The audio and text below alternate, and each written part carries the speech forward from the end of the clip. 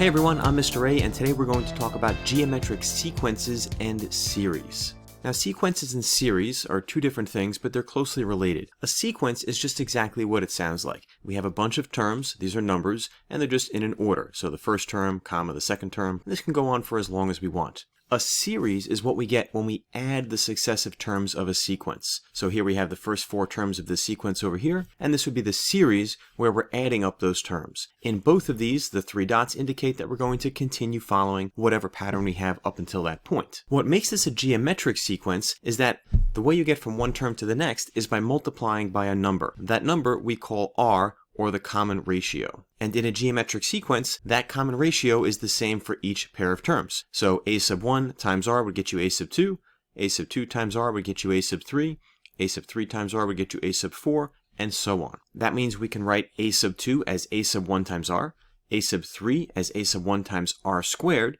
a sub 4 as a sub 1 times r cubed, and so on.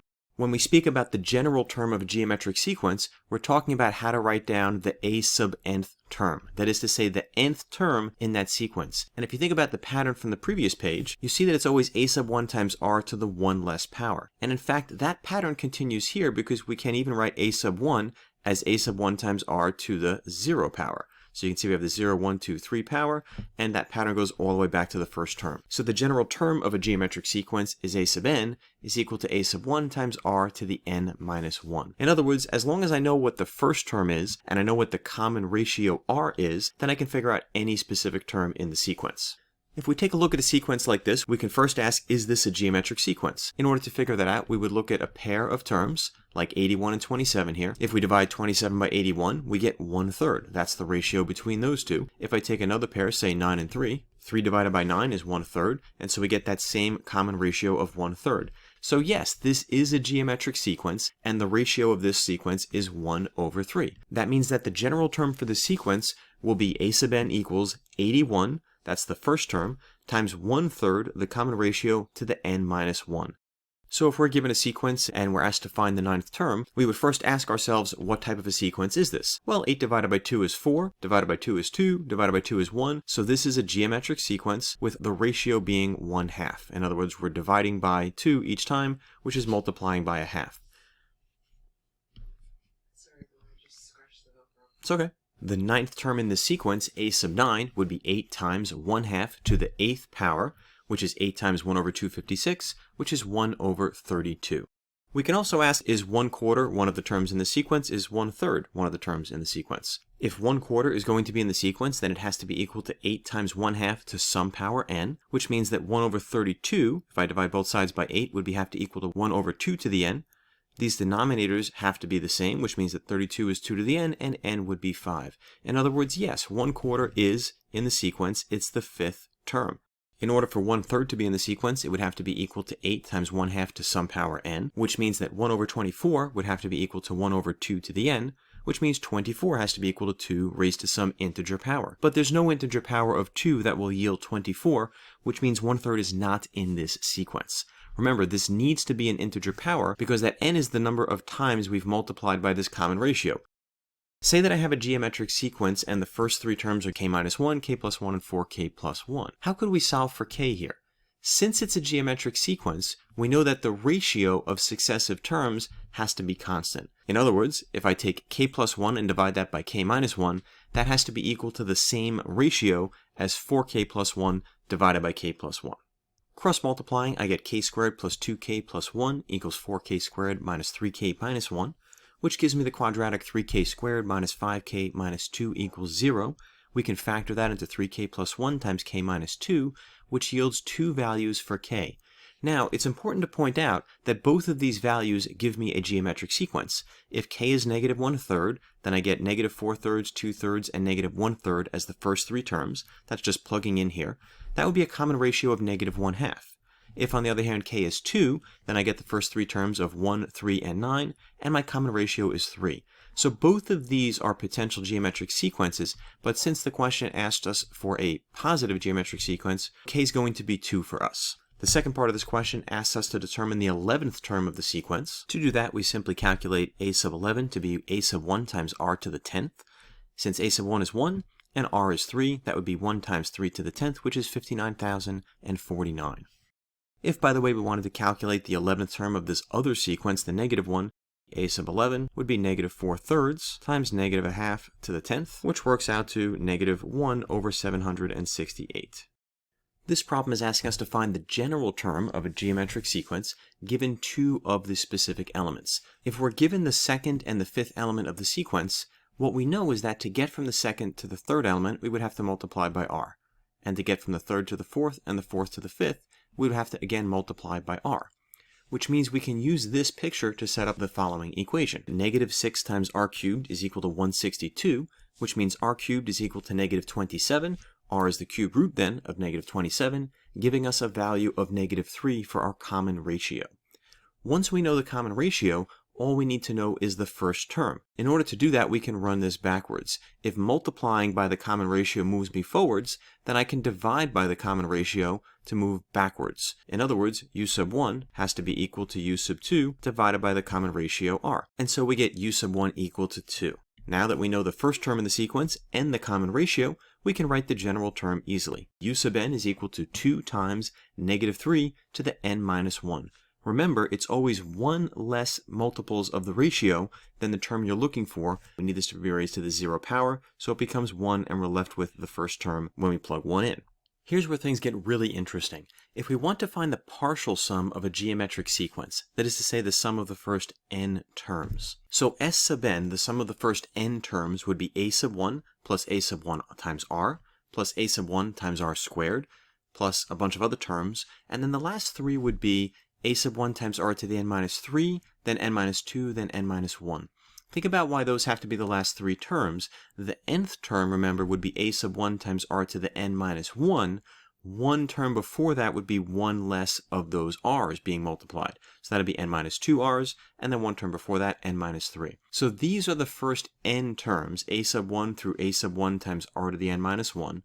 And the sum of those we call capital S sub n. In other words, this is the partial sum of the first n terms. In order to figure out what this is, we need to be a little bit clever. What I'm going to create on this next line is the common ratio r times S sub n.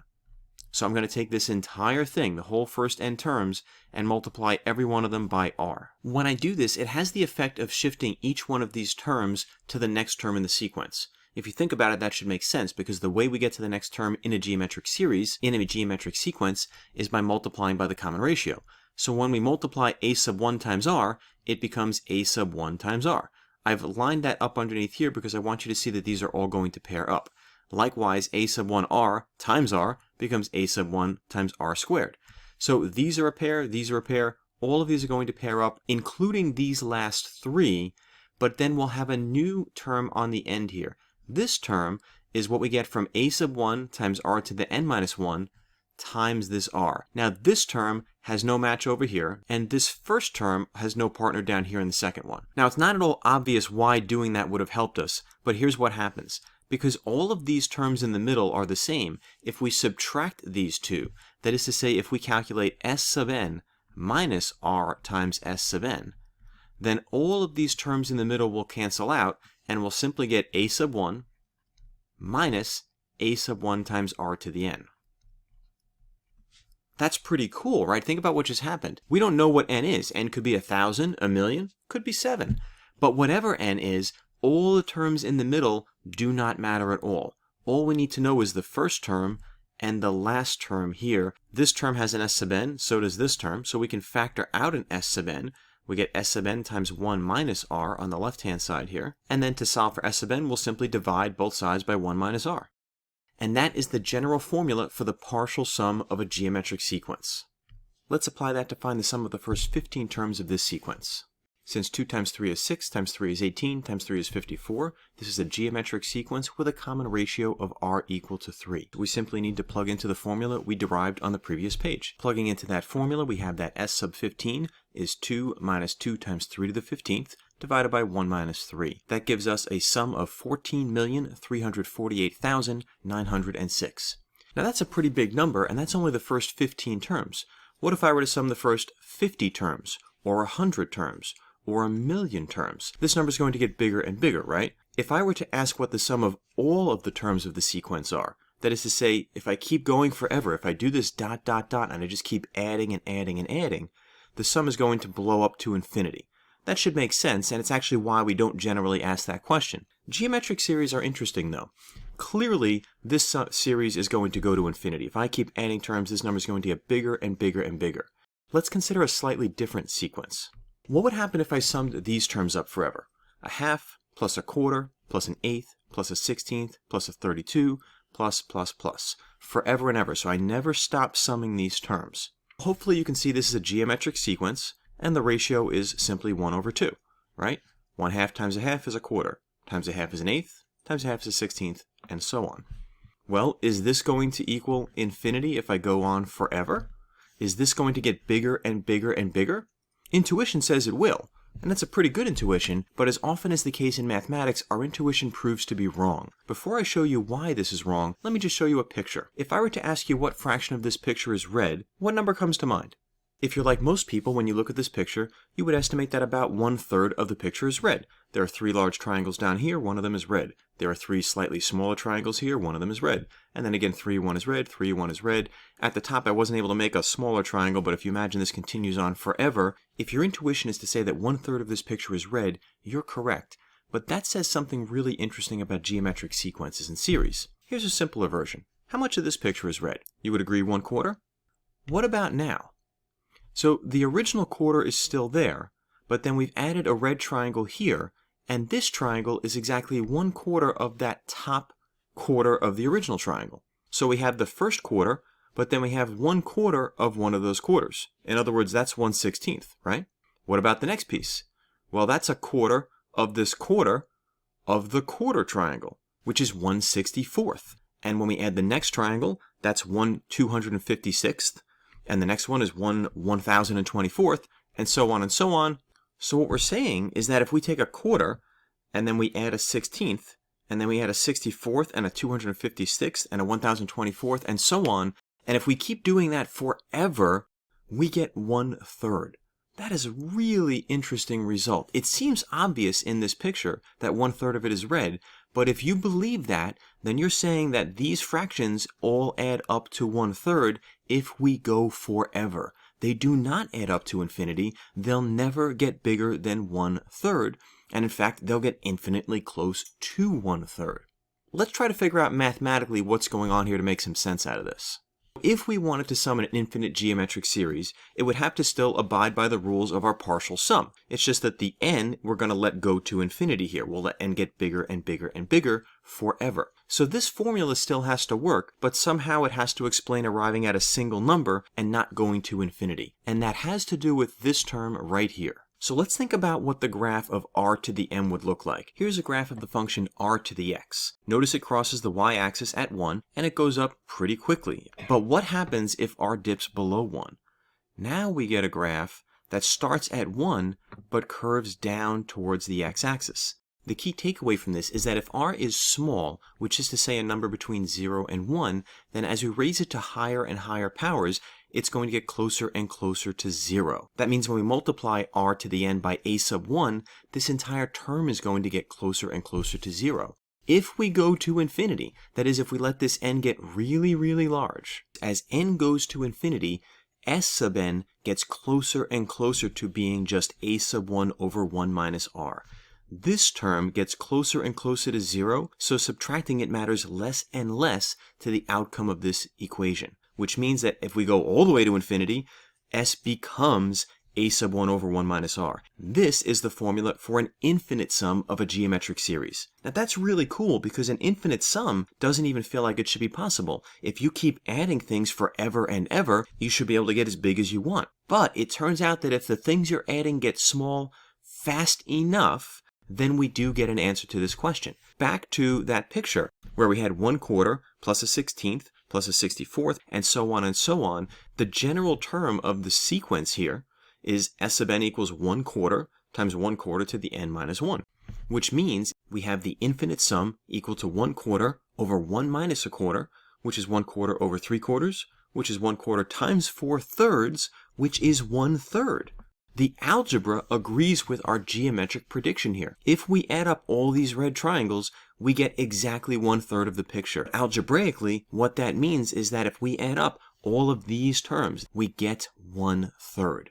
Take a minute to let that sink in, because that is really cool. Hopefully you're sufficiently blown away by this revelation, but I've got one more thing to twist your brain up. Perhaps you've run across this before. 0.999999 forever. In other words, 0.99 repeating. A lot of students find this troubling, but in fact, this is equal to good old 1. Perhaps that doesn't bother you, perhaps your brain is exploding right now, but we can actually figure this out with a geometric sequence. There's a lot of ways to show this, but this is a particularly nice one apropos to this video topic. So how could we express 0.9999 forever? Well, that would be 0.9 plus 0.09 plus 0.009 forever and ever. You get the point. But that's 9/10ths plus 9/100ths plus 9/1000ths, and so on and so on.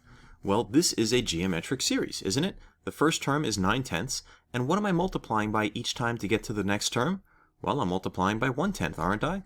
9/10 times 1/10 is 9 over 100, times 1/10, 9 over 1,000. So we have a geometric series where a sub 1 is 9/10ths and r is 1/10. If I wanted to sum these forever, plugging into the formula for the infinite sum of a geometric series, we get 9/10ths over 1 minus a tenth, which is 9/10ths over 9/10ths, which is 1.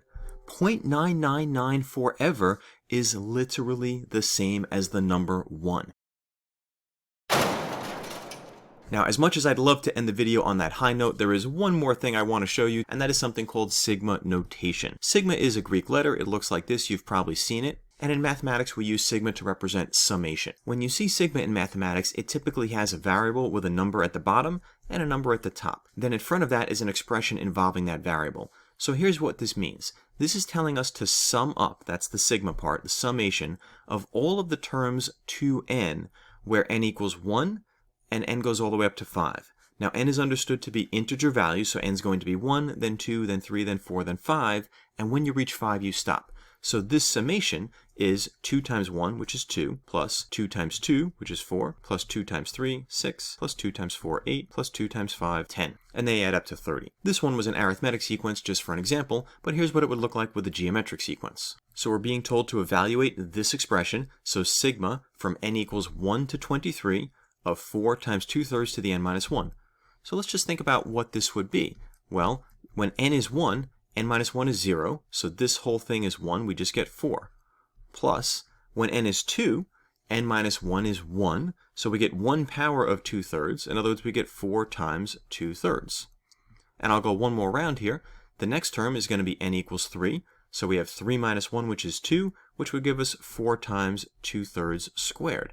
Can you see where this is going? This is going to be a geometric series where a sub 1 is 4, and the ratio is 2/3. And we're going to go up to the 23rd term. The last term would be 4 times 2/3 to the 22nd power. The reason we use the sigma notation is it's much more compact than writing out all of these terms. To work that out, we simply use our formula for the partial sum of a geometric series. Plugging in with n equal to 23, we get 4 minus 4 times 2/3 to the 23rd power, over 1 minus 2/3, and that equals 268 over 23. One final example with summation notation. Here we have the sum from n equals 1 to infinity of 6 times 1/3 to the n minus 1. Unpacking this sigma notation, when n equals 1, you have 1 minus 1, so the 0 power, which means the first term is just 6.